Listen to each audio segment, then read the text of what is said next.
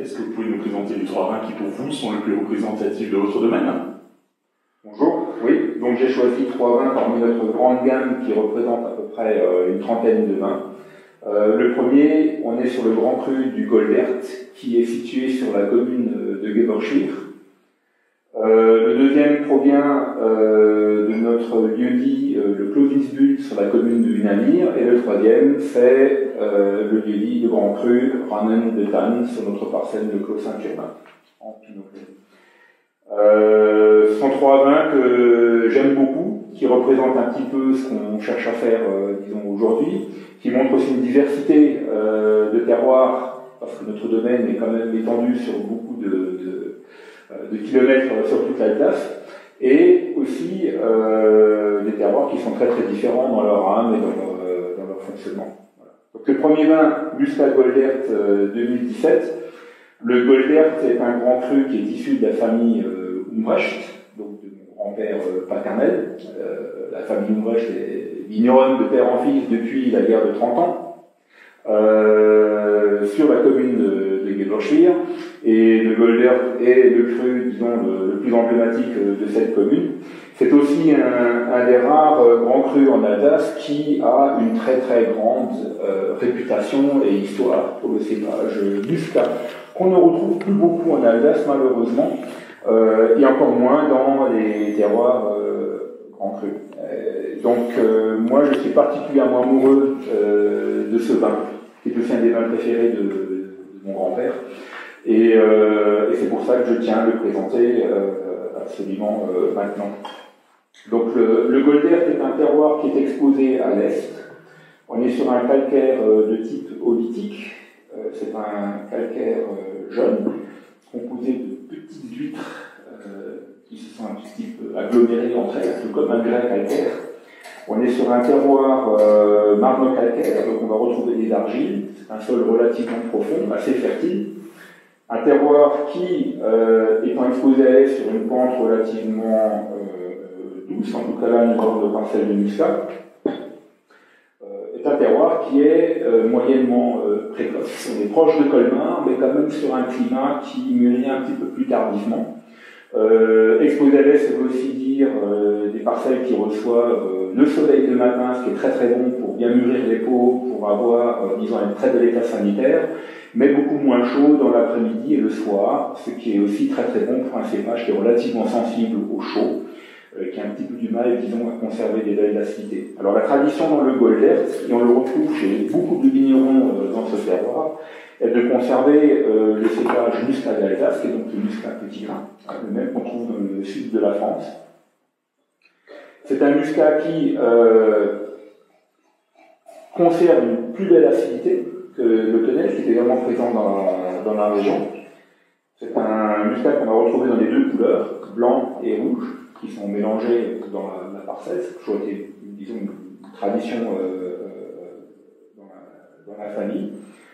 Et c'est également un Muscat qui a, à la fois de par son acidité et la maturité que l'on recherche, une belle propension à bien fermenter et à finir des vins relativement secs. Voilà.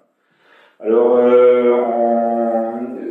le vignoble est travaillé en biodynamie. Il n'y a aucune intervention qui est faite au niveau de la cave. On n'utilise pas, disons, par exemple, des levures pour optimiser la fermentation.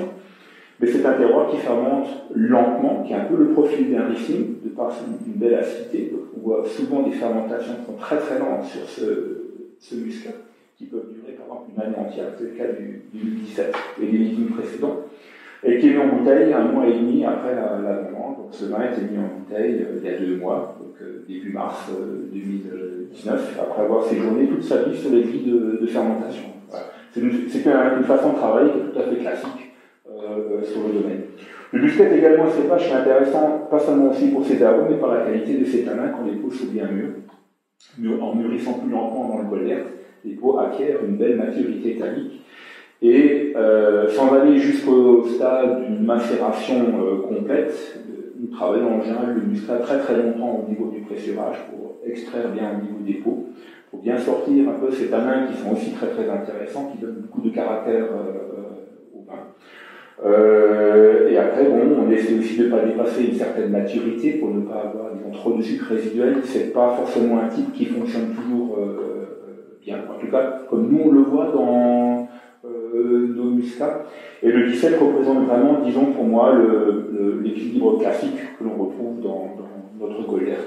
Voilà. Donc un vin qui est sec, une belle maturité, mais sans aller très haut dans les alcools, et une aromatique qui peut être jeune encore un peu variétale. C'est difficile d'effacer le muscat dans un muscat, mais on retrouve très très vite dans le vieillissement, au bout de quelques années, une évolution où on perd vite tout ce qui est floral, variétal, et on commence à acquérir une expression aromatique qui fait beaucoup plus penser à la pierre calcaire, quelque chose de un peu plus réducteur, un peu plus fermé, un petit peu plus dur, quelquefois qui peut être même austère dès qu'on passe la phase initiale d'après-mise, comme c'est un peu le cas peut-être maintenant, le vin va commencer tout doucement à se refermer, il va être très fermé dans 1 an ou 2 et commencer de nouveau à se rouvrir dans 4 ans, 5 ans, 10 ans. Et c'est un vin aussi, et c'est pour ça que je l'aime beaucoup, qui vieillit admirablement bien. Quand on pense au vieillissement des vins d'Alsace, on pense bien sûr tout d'abord au Riesling ou au Gewürztraminer, à des vins de type Vendange tardive ou Grenoble qui vieillissent également très très très bien. Très souvent, on ne parle jamais du muscat.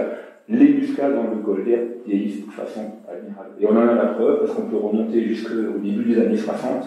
Et dès que le millésime était, disons, correct, les vins, ils tiennent encore de façon extraordinaire aujourd'hui. On dit souvent que les muscats sont des vins versatiles. Est-ce que sur un grand cru, ils se stabilisent mieux? Parce que souvent, oui. lorsque vous goûtez à la table, c'est un cépage qui est, je parle maintenant spécifiquement du muscat d'Alsace, du muscat petit grain, je ne parle pas du muscat automnal. C'est un cépage qui est assez compliqué. Quand il n'est pas bien mûr, il part très vite sur le côté un peu sauvignon, pipicha. Des amers, comme tous les cépages à peau épaisse, les amers peuvent être des fois désagréables et plutôt herbacés. Donc il y a un gros travail à faire au niveau de la maturité physiologique des raisins dans le muscat. C'est également un cépage qui est très fertile. On trouve beaucoup de raisins, on trouve des fois des gros raisins, donc la maîtrise de la vigueur et du rendement est quelque chose qui est aussi un travail important à faire sur ce cépage-là. C'est également un cépage qui est très exubérant au niveau de sa pousse. Nous ne relions pas les vignes, c'est vraiment dans cette parcelle-là que c'est le plus de travail, parce que les bois peuvent monter des fois à 1 mètre au-dessus de la vigne. Donc il y a un travail de palissage et débourgeonnage qui est vraiment conséquent dans l'année. Mais à part ça, une fois qu'on arrive à maîtriser ça, le Goldert apporte une très très grande régularité au vin. C'est vraiment un des vins que j'ai qui est le plus régulier en termes de production, en termes de type, en termes de fermentation. C'est vraiment un vin où j'ai rarement des surprises qui vont dans un sens ou dans l'autre, contrairement à disons les autres muscats qu'on peut trouver sur la propriété, ou l'autre cépage de muscat qui est basé sur le Tonnelle, qui lui sera beaucoup plus dépendant du climat, il va souffrir beaucoup plus, et ainsi de suite. C'est aussi un cépage qui est bien taillé pour des millésimes chauds, parce que le muscat d'Alsace mûrit un peu plus lentement, garde quand même des belles d'acidité, et il suffit juste de bien maîtriser, comme dit, cette vigueur, cet excès que peut avoir le cépage, et de bien le rentrer à une bonne maturité physiologique. Alors ça fait des vins qui tiennent éternellement, et très souvent ce qui est amusant, c'est que dans le vieillissement, je parle le grand vieillissement, 20 ans, 30 ans, on va commencer à retrouver des arômes de plantes nobles, comme la verveine, du tilleul, de la menthe, et une très très belle complexité de bouche. On va retrouver une tension en bouche, supportés par des beaux amers qui font très souvent penser à un Riesling. D'ailleurs, beaucoup de gens, quand ils goûtent un très très vieux muscat qui a perdu son côté floral, son côté un petit peu cépage, les gens pensent que c'est un Riesling, un vieux Riesling. Alors le Goldert a cette immense capacité à donner beaucoup de matière en bouche, des très très très belles structures, une très belle tension, en ayant, disons, une maturité qui est relativement faible. Donc ce ne sont jamais des vins lourds ou puissants, sauf si bien sûr on recherche le type moelleux ou liquoreux, c'est après autre chose. Mais sur une version de muscat sec, le Goldert a une finesse et une élégance qui est pour moi inimitable dans la région. sur cette expression de cépage.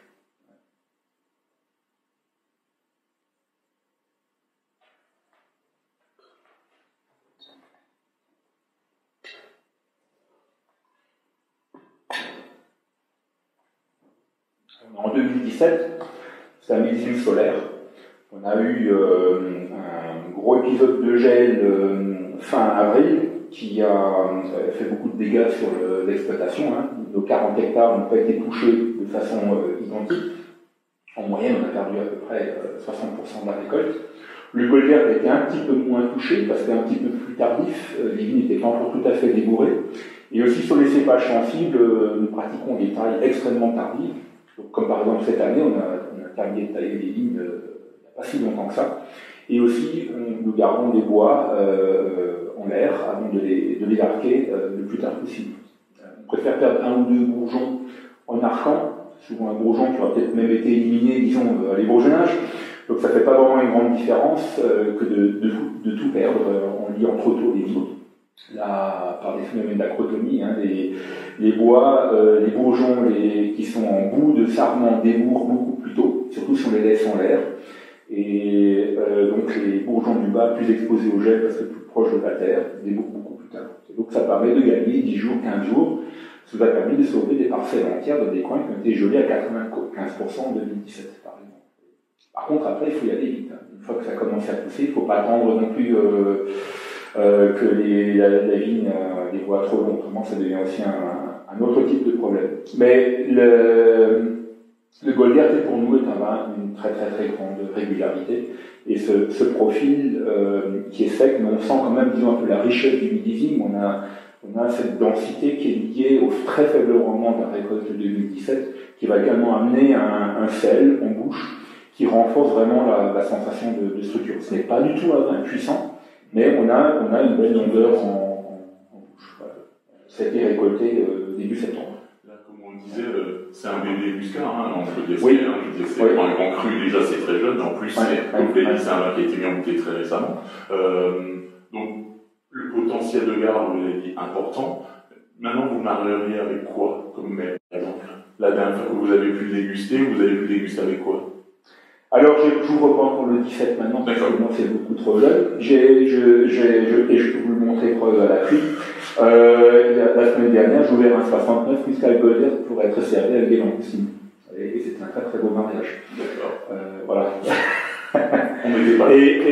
Non, mais je le montrerai un jour à des gens parce que il n'y a pas si longtemps que ça, début mars, lors de la dégustation de domaine, on a ouvert un 85. Qui était d'une très très très grande beauté aussi aujourd'hui. Et c'est aussi très intéressant par rapport à ce terroir, il n'y a pas vraiment de grands et de petits millésimes. Autant on peut des fois retrouver pour des cépages un peu plus compliqués comme le Gewürztraminer, on sent quand un millésime manque de soleil ou manque de maturité, c'est un cépage qui a un peu du mal à bien se mettre en place.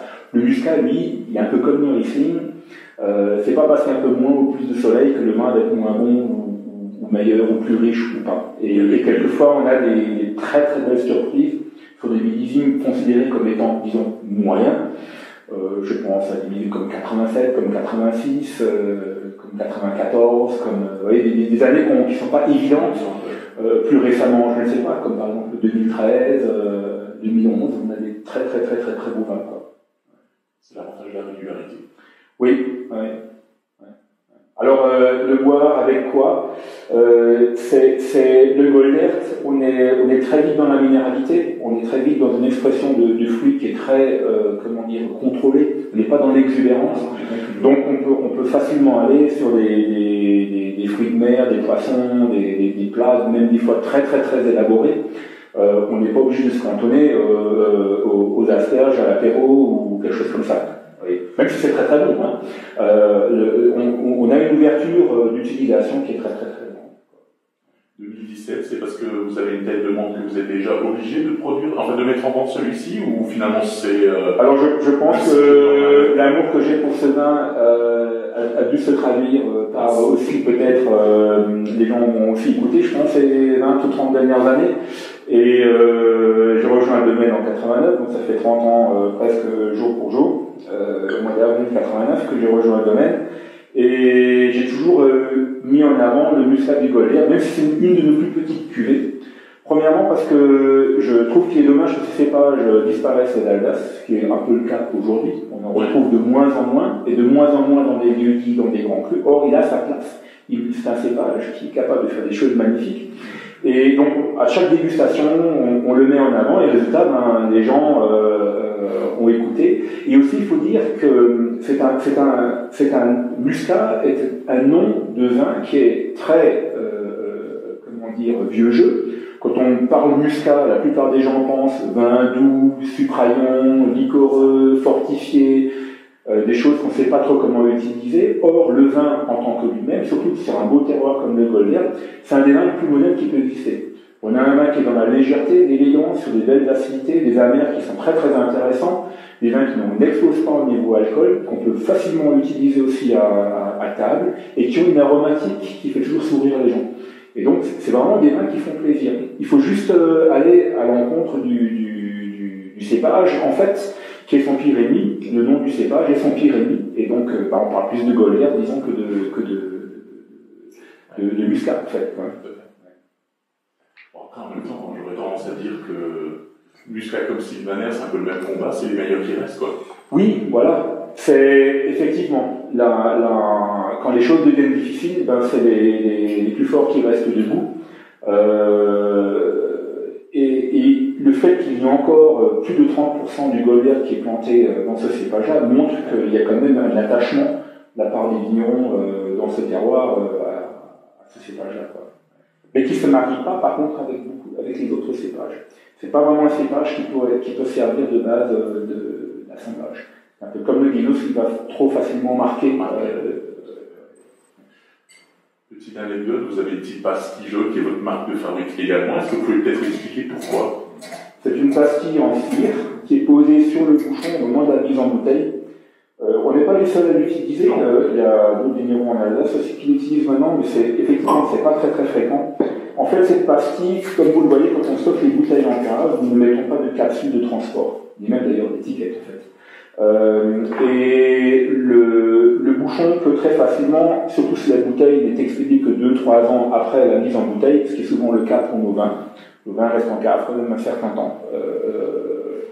Le haut du bouchon peut moisir et devenir vraiment extrêmement sale, ce que les laveuses au moment de l'étiquetage n'enlèvent pas toujours complètement, donc on met une capsule sur de la moisissure, ce qui n'est pas top. Et aussi, il y a un gros problème au niveau des caves, on appelle ça des vers de bouchon, ce sont simplement des insectes qui pondent leurs œufs sur les bouchons. Ils cherchent l'odeur du vin, un bon bouchage limitera le problème, mais ne l'enlèvera pas complètement. Et donc, le meilleur moyen, c'est d'empêcher l'insecte de poser ses œufs sur le bouchon, parce que dans le grand vieillissement, ça peut causer des problèmes très très très importants. Voilà. Et je le répète, la qualité du bouchon et de la forme du verre aide beaucoup à éliminer ce problème. Le deuxième vin que l'on va goûter est un Clovis Bull, qui est un lieu-dit qui est situé sur le haut de la commune du Navire, en fait entre Rivière et Unavire. On passe devant si on utilise la petite piste cyclable qui va d'une commune à l'autre. On y voit souvent des charmants. Voilà. Oui, on a également, c'est vrai, 2 hectares de prés et également à peu près presque 30 hectares de forêt. Et donc on a un tout petit troupeau de moutons qui est dans les vignes pendant l'hiver, et bien sûr entre le débourrement et la vendange, ces moutons sont remis dans leur pré. C'est un petit troupeau d'une quinzaine de bêtes quand ils sont le plus grand possible. La présence animale est quelque chose qui est toujours très importante dans le monde de la biodynamie. On peut le retrouver par les micro-organismes dans le sol, par les insectes dans la parcelle, par la biodiversité qui va attirer toute une faune, si possible auxiliaire, dans la parcelle. On peut aller du tout petit au très grand. Ça peut être là, il y a quelques jours, notre responsable de culture, Alexandre, il m'a montré des photos d'une couleuvre aquatique qui s'était installée dans l'étang qu'on venait de renettoyer justement au Pitbull. C'est un animal qui est protégé, un couleuvre à collier aquatique qui vit dans l'eau. Et une famille qui s'est installée là-dedans. Donc si elle s'y est installée, c'est qu'elle y trouve un lieu paisible, et c'est aussi des animaux très sensibles aux produits chimiques, comme les abeilles, mais c'est qu'ils ont aussi certainement des choses à manger. Alors je ne sais pas exactement quel est le repas moyen d'une couleuvre, mais quelles que soient les choses qu'elle mange, que ce soit végétale ou animale, elle doit le retrouver là-bas. Et donc il doit y avoir tout un écosystème qui permet justement à la nature de fleurir. Le Vinsbull, pour ça, il est extraordinaire, parce que c'est vraiment un îlot de culture. Si j'additionne les prés et la forêt, qui fait à peu près 40 hectares, dont 6 hectares et demi de vigne, qui est un vrai havre de quiétude et de paix chimique, si je peux dire ça comme ça. Bon, je pense que ce genre de découverte, c'est valorisant, je pense. Oui, oui, tout à fait. Personnellement, ça doit être quelque chose de très valorisant. En disant ça, en fait, je voulais aussi revenir sur le fait que, avant votre arrivée, en fait, le domaine n'était pas en agriculture biologique ni en biodynamie. Est-ce que vous pouvez bien nous parler de cette conversion? Mon père a donc créé le domaine Vindoumache en 59, en épousant Geneviève Vind, et donc une réunion de deux petits domaines familiaux qui s'est opérée en 59. Et à l'époque, il avait juste une cinquantaine d'hectares de vignes, et c'était cultivé comme c'était fait à l'époque. Donc mon père a connu le labour au cheval, le piochage, ce genre de choses. Et quand sont arrivés, disons, les produits à la fois désherbants, insecticides ou pesticides qu'on utilise sur les vignes, il a commencé à les utiliser comme beaucoup d'autres vignons dans la région, parce qu'il n'y avait pas encore à ce moment-là, dans les années 70, disons, vraiment de sonnette d'alarme qui avait été tirée. On ne voyait pas encore tout de suite les dégâts au niveau des sols, chose qu'on a commencé à voir dans les années 80.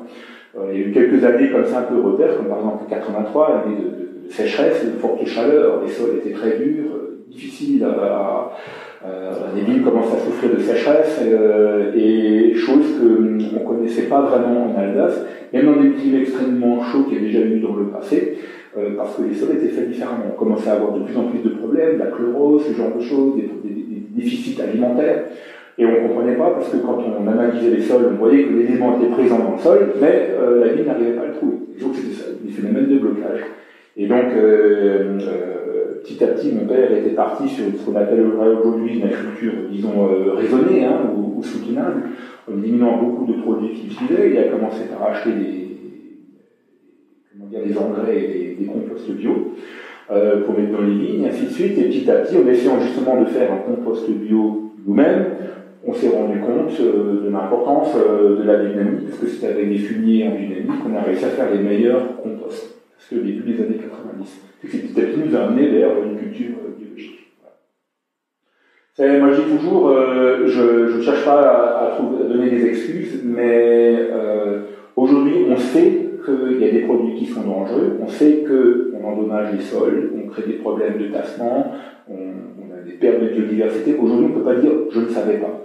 Dans les années 70, début des années 80, c'était pas encore tout à fait comme ça. Il y avait beaucoup de choses que les vignerons n'étaient pas encore au courant. Il n'y avait pas Internet qui expliquait plein de choses. Voilà. Les jeunes vignerons n'avaient pas la chance comme moi de faire des études jusqu'à pas mal de temps. Voyez. Donc c'était pas encore vraiment tout à fait ça. Mais tout ce que je sais, c'est que mon père n'utilisait jamais, par exemple, des buranca, il n'a jamais utilisé des engrais chimiques et ce genre de choses. C'était ce qu'on appelle une bonne agriculture raisonnée, qui aujourd'hui est un petit peu, disons, obsolète et dépassée, mais c'était à l'époque ce qu'il faisait. Voilà. Donc là, on est sur le Clos Vinsbull, on est sur un terroir de calcaire Muschelkalk. Le Muschelkalk est une série géologique du Trias qu'on retrouve dans beaucoup d'endroits en Alsace, et dans le secteur Ribeauvillé, Unavir, il y a quelques gros crus comme ça, le Rodecker juste à côté, ou le Geisberg sur Ribeauvillé. C'est un très beau calcaire ancien, un calcaire de type coquillier, riche en magnésie, relativement pauvre. On ne va pas retrouver beaucoup d'argile en général dans ce genre de sol, sauf si c'était rajouté par la suite sur d'autres origines. En tout cas, ce n'est pas le cas dans le Vinsbull. C'est un calcaire qui a un pH qui n'est pas trop excessif et qui est relativement facile, disons, à travailler, si ce n'est de la pente dans certaines parties, disons, de ce clos. Voilà. En général, sur les Muschelkalk, on a des vins qui sont très fins, très élégants, très tendus, qui ont des belles acidités, des belles longueurs en bouche aussi. Et dans le cas particulier du Vinsbull, comme on est sur le haut du village, en proximité, en lisière de forêt, on a également toute cette fraîcheur qui vient de la montagne qui est derrière.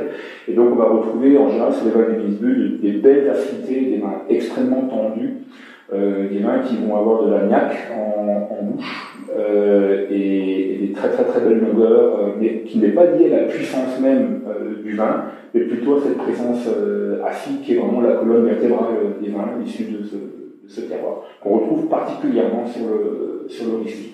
C'est en général l'une des dernières parcelles que l'on récolte sur le domaine, et c'est souvent un des vins qui est le plus sec et qui a le moins d'alcool.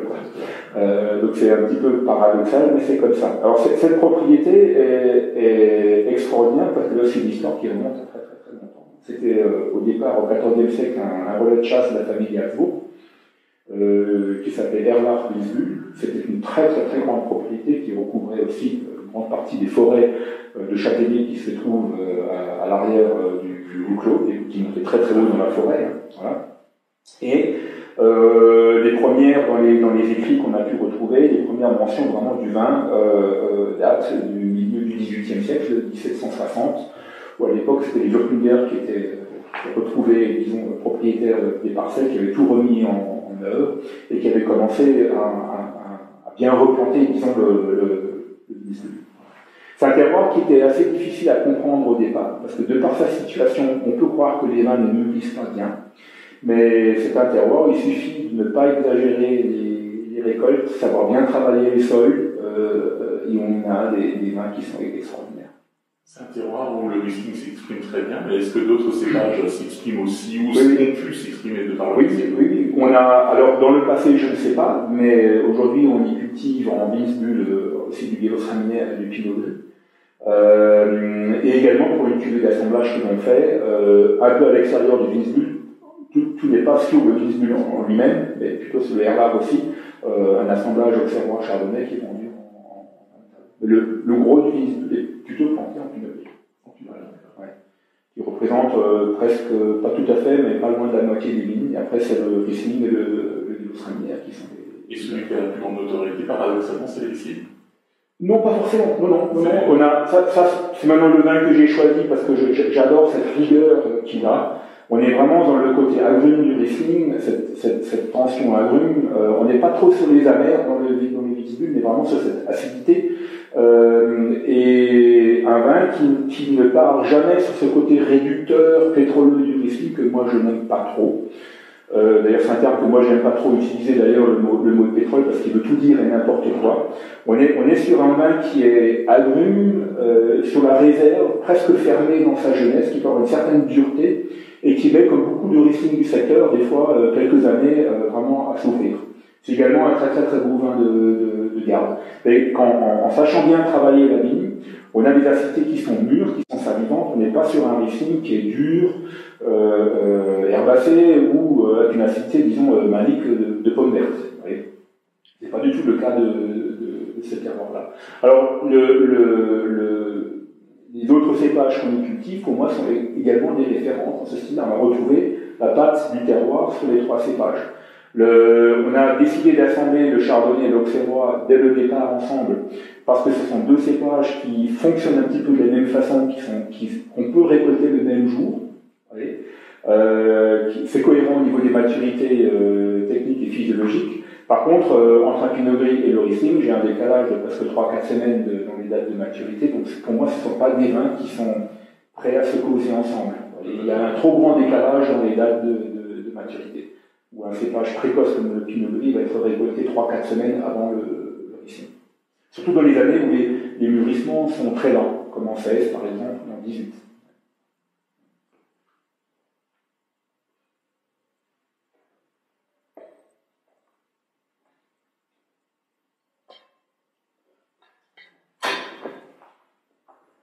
C'est peut-être un cliché, mais pour moi, le Winzebühl est également un vin qui est aristocratique. C'est un vin qui a toujours un port de tête qui est très très haut, qui regarde les autres en haut, de par sa position géographique, mais également de par le style de son vin. C'est jamais celui qui va être le plus bruyant, qui va parler le plus fort, c'est pas lui qui va être le plus puissant. Mais il a une telle tenue, une telle aisance, qu'il arrive à réduire au silence beaucoup de vins qui sont beaucoup plus puissants et beaucoup plus, disons, intenses que lui. très jeune, il en impose déjà. Oui, oui, ouais.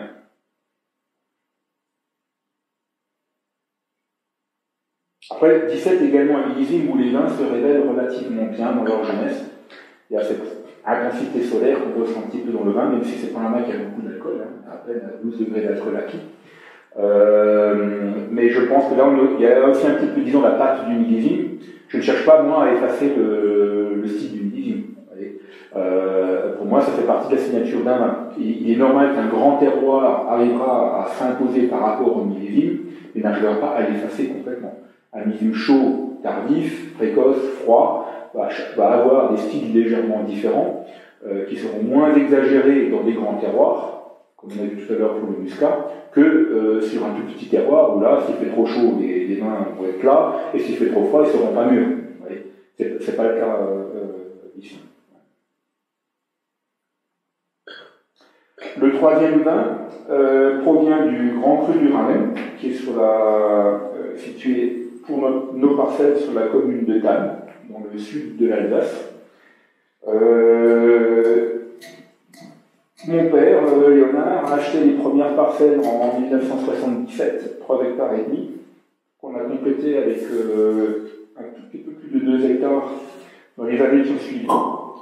Et donc en 1986, on a réussi à créer un îlot quasiment entier de 5 hectares et demi, planté 2 hectares et demi en Riesling, 2 hectares et demi en Pinot Gris, et un demi-hectare en Gewürz. Ces 3 cépages étaient déjà présents au départ quand on a acheté les parcelles. Et heureusement, parce que ça nous a fait découvrir des cépages comme le Gewürztraminer ou le Pinot Gris sur ce terroir qui n'aurait pas été forcément notre premier choix intellectuel. Un terroir de roches volcaniques, on est sur des gros lacs, des tufs andésiques, des sols extrêmement caillouteux, de belles pentes, la rivière en bas, on pense Riesling tout de suite, quoi. Voilà. Ce qui est une belle évidence, je ne le dis pas, voilà. Mais ce terroir a une telle force, une telle puissance qu'il est capable d'amener une densité, un plus et une complexité, surtout un cépage comme le Pinot Gris, qui pour moi est inimitable dans toute la région. Et donc ce côté roche volcanique qu'on retrouve dans tous les vins du Rhin, surtout sur le Pinot Gris, qui est donc le vin que j'ai choisi, un des millésime 2017 de nouveau, on va retrouver ce côté pierre à fusil, torréfié, tourbé, une très grande salinité en bouche, qui est vraiment typique du terroir. Vous parliez tout à l'heure d'évidence. Aujourd'hui, les gens qui connaissent le Rhin, la viticulture sur le Rhin, c'est une évidence. Dans les années 80, quand votre père s'est lancé là-dedans... 70. Pardon, 70. Le temps passe. Ouais. C'est tout sauf une évidence, alors pourquoi? Après, là-bas, c'est vrai que, comme il le dit dans le film Invisible, ses amis vignerons lui ont dit « Mais qu'est-ce que tu allais faire il était à boucle sur cette colline d'idiots, quoi. Et en fait, mon père a toujours été passionné des écrits en Alsace. Alors, il y a bien sûr Fischart, Barth et ainsi de suite, qui sont très connus, il y en a encore d'autres. Hein. Et quand on lisait des anciens ouvrages sur le vin d'Alsace, ben, le Rhin était très souvent, s'il n'y avait qu'un seul terroir qui était mentionné, ben, c'était le Rhin, quoi. Très très très souvent. Et donc tout ça, ben, en plus le lieu, la pente, le type de sol, avec un petit peu, disons, une appréciation pour des belles terres intéressantes, je dis des belles terres intéressantes pour la vigne, pas forcément pour les cultiver, y faire un jardin. Hein. Voilà. Et puis comme il avait aussi déjà en même temps commencé à défricher pas mal de belles parcelles dans le secteur ici, bah, ça lui a pas fait trop peur, quoi. Après, il a eu la chance de pouvoir acheter 3 hectares et demi qui avait été planté par le professeur Young de Strasbourg, érudit, et c'est pour ça que lui aussi il y allait là-bas, hein, parce qu'il a aussi pu lire un petit peu dans les textes, et en plus il a bien fait des choses parce qu'il avait planté des cépages intéressants, des palais comme fait beaucoup de vignerons locaux de l'époque, qui c'est aujourd'hui, hein, dans les sauts des Sylvaner, des chasselas, des choses comme ça pour faire du vin, quoi, pour faire du volume. Des vins de bistrot, ce genre de choses. Hein. Et il a également planté à forte densité, c'est-à-dire 10 hectares quand même, ce qui était tout à fait inconnu en Alsace dans les années 70. Quoi. Et avec du beau matériel végétal. Quoi. Il a choisi des belles sélections massales, les porte-greffes sont parfaits, donc il y avait du bon matériel pour travailler. Ça, c'était aussi très très très bien. Par contre, les lignes étaient dans un état pas possible, parce que le pauvre monsieur était seul pour s'occuper des lignes pendant le week-end normalement de Strasbourg. Vous voyez, donc, vous imaginez l'état du palissage, des fils de fer, des piquets, c'est juste une ligne qui ne poussait pas carrément sur le sol, quoi.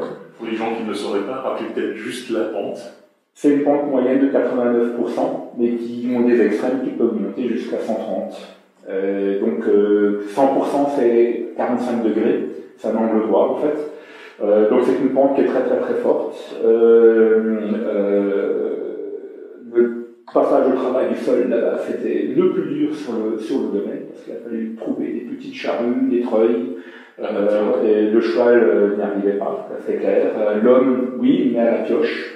Et piocher 5 hectares et demi dans le ramen qui est jonché de cailloux, piocher une terre de jardin, c'est déjà difficile, mais c'est beaucoup plus facile que de piocher un sol qui est couvert de cailloux, hein, parce que quand la pioche tape un caillou, ça fait mal. Voilà. Donc, il a fallu trouver des solutions techniques pour faire le travail du sol. Les traitements ont toujours été faits traditionnellement au tuyau. On n'a jamais utilisé l'hélicoptère pour faire des sulfatages. Ça, on arrivait, disons, à maîtriser assez facilement. Après, il faut du monde. Hein. C'est un terroir où tout est fait à la main. Et il faut compter pratiquement en moyenne dans l'année, disons, à peu près presque une personne à l'hectare. Surtout si vous avez une forte densité de plantation. Ce qui, pour un vignoble en plaine, nécessiterait moitié moins.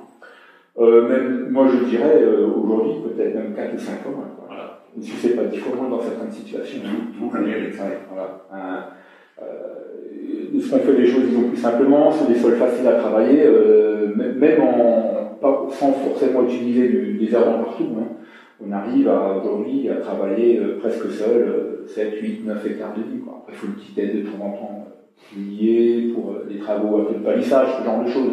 Et là où on peut mécaniser tout, c'est clair que les temps de travaux sont réduits de façon dramatique.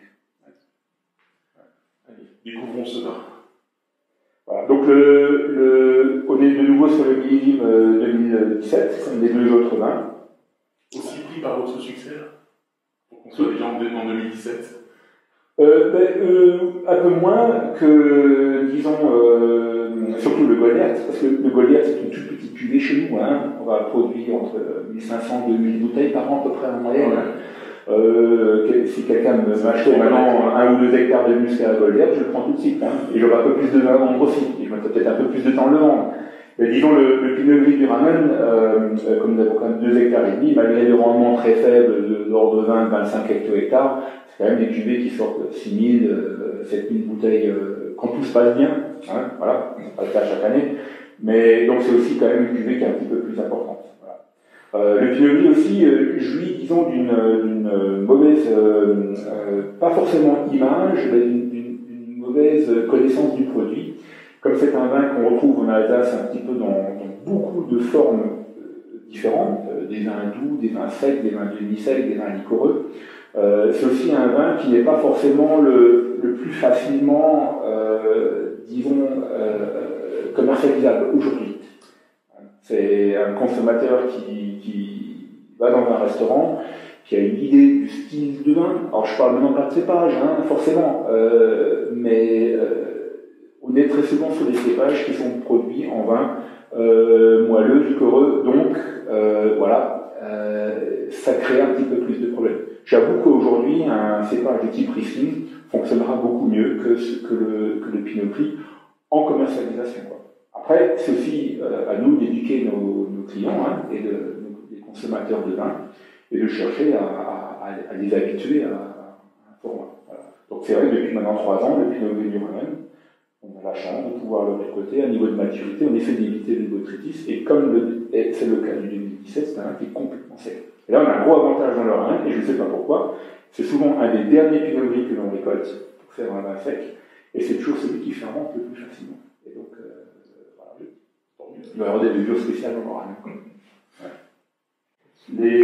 Pour moi, dans le grand âge, quand un vin il a, par exemple, 30 ans ou 20 ans, on peut retrouver des différences d'évolution d'une bouteille à l'autre, qui sont, quand c'est léger, excusables et compréhensibles. Un être humain, à 10 ans, on a tous plus ou moins la même santé, à 60 ans, c'est plus tout à fait la même chose. Chacun commence à avoir ses petits problèmes. Et je pense qu'un vin, c'est un peu pareil, quoi. Par contre, quand c'est des grosses différences, et qu'une bouteille est complètement jeune et fraîche, et que l'autre est complètement mallérisée, là, quelle est la variable? C'est le bouchon. Et la densité du bouchon est quelque chose, un élément que beaucoup de gens ne prennent pas en considération. Donc on est passé sur des bouchons de 54 qui sont beaucoup plus longs, malheureusement qui coûtent le double du prix, mais cuvés dans des qualités de liège qui sont beaucoup plus denses et qui à mon avis, j'espère, vont amener une plus grande régularité dans le vieillissement. Ce qu'on a beau dire, pour prouver qu'un terroir est grand, il faut être capable de montrer le vin dans le vieillissement. On ne peut pas dire je fais un grand vin sur un grand terroir si ce vin n'est pas capable d'exprimer une complexité et un produit qui est encore intéressant 20, 30 ou 40 ans après. On peut comprendre que certains vieilliront un peu plus vite que d'autres, mais un terroir qui fait des vins qui sont déjà un peu foutus au bout de 10-15 ans, en partant bien sûr du principe que le vigneron a tout fait pour faire un vin de garde. Ça c'est aussi une donnée très très importante. En général, c'est pas des grands terroirs. Alors, ça tu nous l'as dit, dites-moi.